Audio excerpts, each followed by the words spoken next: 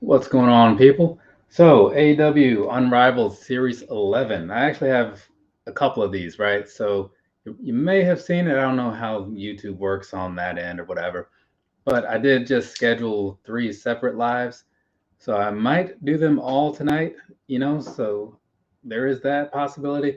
I just didn't want them to be all one thing because if somebody does care to like actually watch these later, I don't want them to have to sift through a bunch of crap just to get to like the one thing that they might care to see. So, it's just easier that way also for me.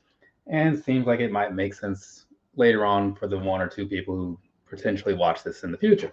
So let's go ahead and jump on into this, right? First up, we have this right here. This is going to be Penelope Ford, right? So she was featured on TV quite a bit like a while ago, and then I don't know what happened. I think she was pregnant, and then like that didn't work out, and she had some medical stuff going on. So, and after that, I mean, I saw her come back on TV not that long ago, but she then disappeared again. So it could be a matter of they just didn't have anything to do with her, like any stories or any. Well, AEW is not really big on stories anyway, but I don't know. Either way, whatever it was, they decided that she didn't need to be on TV, so she hasn't been. Or maybe it was her decision. I don't know. I'm not involved in any of that. So let's go ahead and jump on into this. All right. Get her out of this little thing. So, not a bad figure, right? It's pretty standard. She has like this black jacket on, which you've seen on a lot of other people. It's just usually when you see it, it has a little bit more, I don't know, detail into it, right? And then she's wearing like the purple and black color. I guess it's purple. It's kind of purple. And she does match up with like the Kip Sabian that you'll be seeing in a second. So there's that. Overall, it is pretty decent. What I'm not a huge fan of, and I may have just done it opening it, but you might see it, you might not. On the top of her head, there was a little bit of, I don't know, scratch or whatever, just from like the paint coming off. So you can kind of see that black spot back there. But it's not that serious, you know what I mean? Things happen. These things are mass produced, right? And it could have just been a factory defect. I wasn't really paying a whole lot of attention to it. Oh, Adam Cole is up next. So there you go. That's what's going on there. So, like I was just saying, he also has one of those black jackets on, and it's a bit more detailed, like a lot more detailed, actually. And it actually looks a lot like the shirt that he had on, or excuse me, the jacket that he had on the shirt that I recently did a review of. That review has not gone out, so I say that as if it has, but I mean, I still did it. So let's see, Adam Cole, Bay, right? So here we go. Let's go ahead and slip him out of here.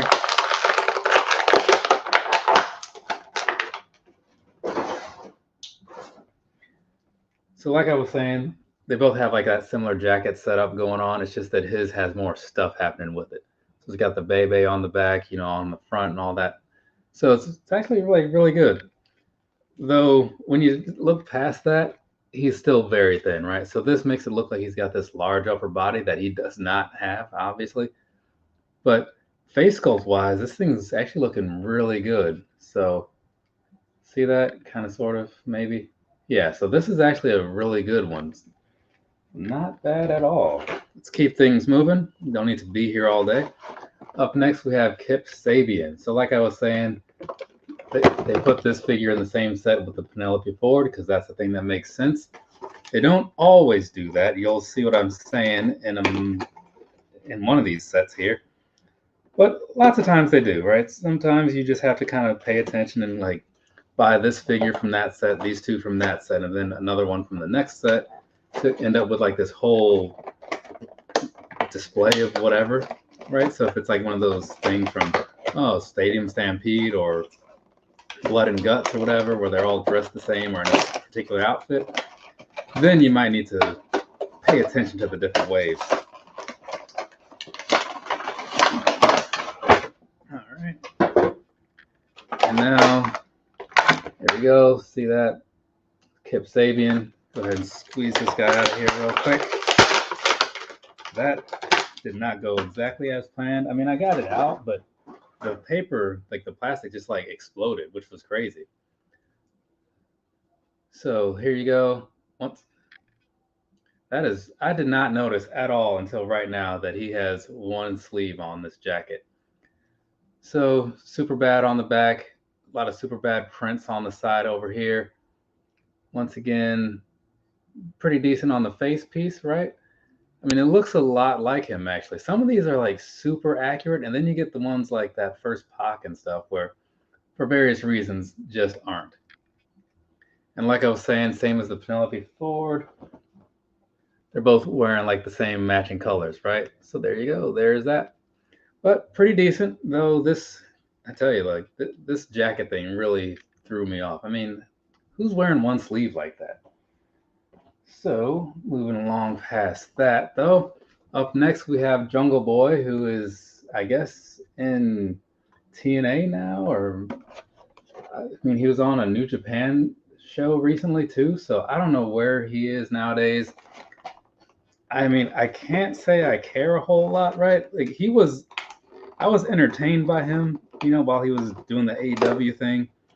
But at the same time, it was also one of those situations where when he wasn't on TV, I didn't notice. It's just when he did, I was like, oh, hey, look, it's Jungle Boy's around now. So I'm not going to sit here and act like he was a big part of the show or whatever. It obviously went on without him just fine. But then again, the show's going on. No, it's not going on just fine, but it's going on without a lot of people right now. I mean, it's weird to think about it, like you have people like CM Punk and Cody who are super big now, and they just let them go. They could have had like a huge payday off of that if they had done it right. So here we go. Jungle Boy, right? Yeah, basically a pretty standard figure here. It's weird because like the head here is like behind the plastic, so there's like this other piece where it's actually sitting in. Kind of strange, but whatever. I'm just gonna leave that how it is. So this face is just kind of like very plain, not a whole lot happening with it, and the camera doesn't want to focus, so just take my word for it. But either way, that's what's going on here. Nothing serious. And then on this one, it's a lot more like action packed or something like that. But overall, this figure is like very simple. It makes sense for like how he was presented on TV and all that. Got the little tassels on the side. So it's TV accurate, but it's underwhelming in person, right? Because there's not anything going on there. Up next, Chris Jericho, the Ayatollah of Rock and Rolla, right? Depending on when you were a Chris Jericho fan anyway, or Jerichoholic as the term was. I don't know if that's still a thing, but I certainly have a shirt with it. I think I wore it in I want to say the Habanero Foamposite video. Now, I'm not going to sit here and act like I remember all the shirts that I've worn in all the different reviews because there's been like 400 different shirts, right? That's a lot. I don't remember it all. But some of them kind of stand out because, I'll match like the colors with the review, or the colors of the shirt with the thing I'm reviewing, I should say. Every so often, not always. I mean, the colors I'm wearing today didn't go with the reviews that I was doing, so there's that. So, Chris Jericho right here in the face, and you might see this in a second. He's looking a little chunky, a little hefty,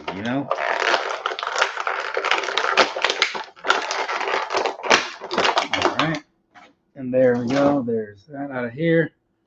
So I don't know if that's really going to show or not, but I don't know. It just looked a little thick in the face. And then on the back, it says something about a penitentiary. So this is part of the, I think it was either the Blood and Guts or the Stadium Stampede.